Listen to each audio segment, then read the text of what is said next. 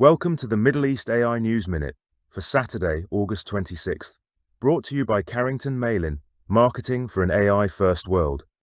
The Future Investment Initiative Institute's annual conference will take place from October 24th to 26th in Riyadh, under the theme of The New Compass. The think tank focuses on four pivotal domains: AI and robotics, education, healthcare, and sustainability. Next, global cleantech company Sparklo has now installed more than 1,000 AI-powered reverse vending machines in parts of Abu Dhabi and Dubai in the UAE, as well as units in Saudi Arabia and Qatar. The machines have inspired users to recycle 30,000 plastic bottles and aluminum cans daily.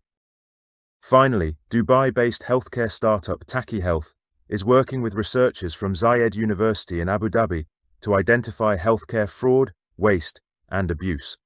The 2-year project will use graph neural networks to identify fraudulent transactions in healthcare systems.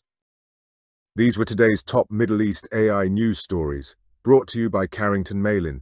See my weekly news digest for more stories and useful links. Thanks for listening.